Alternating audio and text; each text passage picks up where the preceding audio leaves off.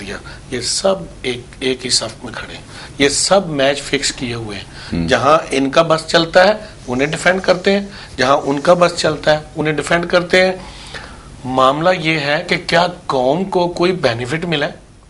نہیں ملا. آپ کہتے ہیں جی کیا قوم خوشحال ہے؟ سن لیں, اس ملک میں اسمبلی میں بیٹھے ہوئے لوگ, یہ کہتے ہیں نا تاجروں کو یہ اعزاز حاصل ہے کہ وہ ہر حال میں ٹیکس دیتے ہیں. اگر آپ ٹیکس ریفارمز کر دیں, اس ملک کے تاجر کو سہولت مہیا کر دیں, تو میں گارنٹی سے کہتا ہوں ان حکمرانوں کی آنکھیں کھل جائیں گی. کس طرح؟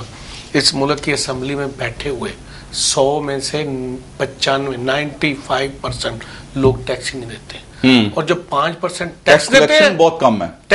جو 5% ٹیکس دیتے ہیں, ملک کا وزیر اعظم 62 لاکھ روپے اس نے اپنے گھر کی قیمت جو ہے وہ ڈکلیئر کی ہے. آپ مجھے بتائیں کہ ملتان میں ایکڑز پر محیط گھر 62 لاکھ کروڑوں روپے کا ہے. ٹھیک ہے جی. جب اوپر سے آپ انصاف نہیں کریں گے, اچھا پھر یہاں لوگوں کی بلیک میں نہیں. آپ مجھے بتائیں رحمان ملک کا پاکستان میں کیا ہے؟ وہ پاکستان کی دوری شہریت ہے اس کے پاس. ٹھیک ہے جی, اور وہ پاکستان کی انقریب اس کی قربانی دے رہے ہیں. میری بات نہیں سمجھے تو آپ مجھے بتائیں اچھا اب وہ انہیں کہہ رہے ہیں ایسٹ آپ کے, وہ انہیں کہہ رہے ہیں بھائی اگر آپ قوم کے ساتھ مخلص ہیں تو حضرت ابوبکر صدیق رضی اللہ تعالیٰ عنہ کے سامنے انہوں نے کہا جی آپ کا یہ جو آپ نے مال غنیمت سے لیا ہے اس کا جواب دیں. تو آپ لڑے تو نہیں تھے, آپ نے اپنے بیٹے سے کہا بھی جواب دے, تم نے مجھے کہا تھا. تو اس نے کہا جی میرے والد صاحب کو میں نے اپنے حصے کا یہ کپڑا دیا تھا تو ان کے ساتھ بات یہ ہے کہ ہمیں تو جو حکم ہے ہم اسے تو بالکل مثلا ماننے کے لیے نہیں تیار ہے. یہاں یعنی سوئس بینک. اچھا یہاں پہ ایک بہت المیہ ہے, آپ کی بات کو میں آگے بڑھاتا ہوں کہ یہاں ہم حقوق کی بات کرتے ہیں لیکن فرائض کی بات نہیں کرتے. اچھا میں عرض کروں, میری بات کمپلیٹ دیکھیں نا, وہ کہتے ہیں جی ان کا کچھ نکل آئے گا. وہ کہتے ہیں بھائی عمران خان نے ایسٹ ڈکلیئر کر دی, اس نے غلط کی ہے, عدالت میں چیلنج کریں اسے, بات ختم. اور یہی بات نون والے کرتے ہیں. اچھا یہی وہ کرتے ہیں, نون والے کرتے ہیں کہ نون نے اگر حق حکمرانی کسے ہوگا, حق حکمرانی کسی ہوگا جس کا دامن صاف ہوگا. کریں ایسا جی, آپ خود پیش کر دیں اور میرا خیال ہے عوام پہ چھوڑیں. عوام کو جوابات ٹھیک ملیں گے. آپ مجھے کیسے پکڑیں گے, آپ کیسے پکڑیں گے جب آپ خود چوری کر رہے ہوں گے, اور خود جب چوری کر رہے ہوں گے تو میں بھی چور ہوں گا, تو پھر ہمارا کمپرومائز ہوگا. بالکل ایسا, کوئی آئین نہیں ہوگا, کوئی قانون مسلطوں کا شکار ہو کے 64 سال میں ہم نے یہ حال کر دیا. میرے دوست فرما رہے تھے ہم نے یہ کیا. میں آپ کو بتاؤں 340 یونٹ میگا یونٹ پاکستان سے منتقل ہو کے بنگلہ دیش چلے گئے ہیں, اور یہ ہمارے لیے باعث شرم ہے.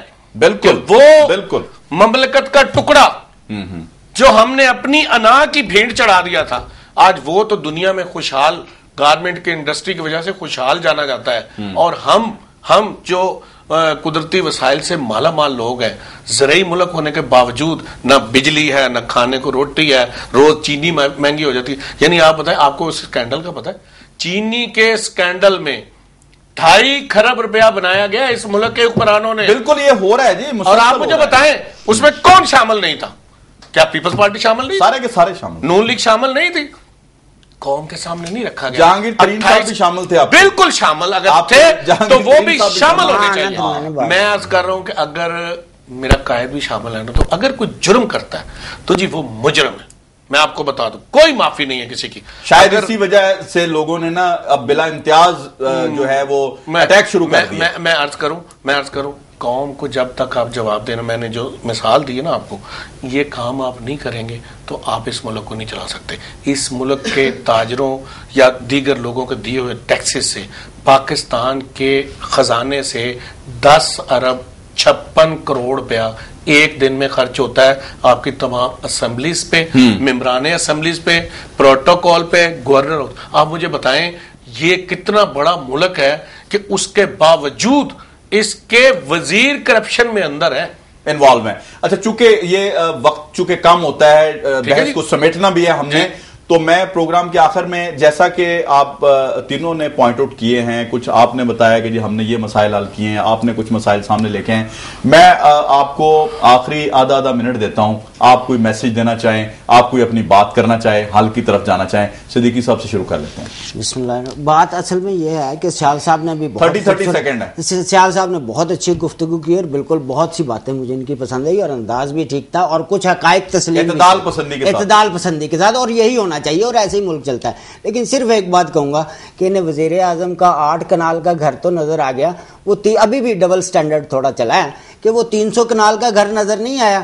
وہ 300 کنال کا گھر کتنے میں ہوگا, اس کے ایسٹ بھی ذرا بتا لیں. بہرحال یہ ہوتا ہے اگر اس پہ آخری بات چلیں یہ جواب دے لیں. ہاں جی پلیز دیکھیں, ریکارڈ پہ پیر کہہ رہا ہوں, پوری قوم سن رہی ہے. عمران خان وہ سیاسی قائد ہیں اس ملک کے جن کا کوئی بیرون ملک بینک اکاؤنٹ نہیں ہے اور کوئی جائیداد نہیں ہے, اور جو تھی یہ نوٹ کیجئے گا وہ وہاں سے بیچ کے تھرو بینک ریکارڈ ہم نے پیش کیا ہے میڈیا پہ, پہلے بھی ہمارے اسپوکس پرسن نے, وہ تھرو پراپر چینل ہم لے کے آئے ہیں. اور اگر یہ بڑے گھر کی بات کر رہے ہیں تو وہ لوٹا ہوا پیسہ نہیں ہے, ٹھیک ہے, اپنی جائز کمائی سے ہر کسی کو حق حاصل ہے.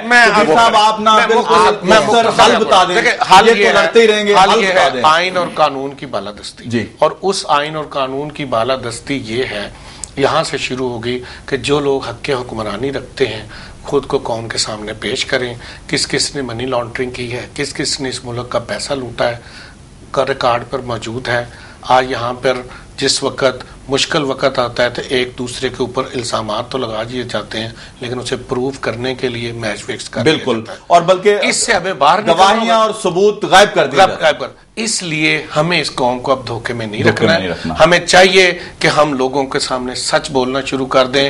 یہ ملک جو ہے یہ مادیات سے وسائل مالا مال ملک ہے, جی کسی چیز کی. شبیر سیال صاحب آپ پروگرام میں تشریف لائے, آپ کا شکریہ. ندیم قادر بھنڈر صاحب آپ نے وقت نکالا, آپ کا شکریہ. عابد صدیقی صاحب آپ اپنی ریلی چھوڑ کے آئے, آپ کا بہت ممنون ہوں. ناظرین آپ نے میرے تینوں مہمانان گرامی کی گفتگو سنی, فیصلہ آپ نے کرنا ہے. ناظرین لمحہ فکریہ یہ ہے کہ یہ ایک دوسرے پر الزامات لگاتے ہوئے اتنے آگے نکل جاتے ہیں کہ شاید واپسی کا راستہ چھوڑنا انہیں یاد نہیں رہتا. تو میں سمجھتا ہوں کہ ہمیں الزامات میں بھی اتنا آگے نہیں جانا چاہیے.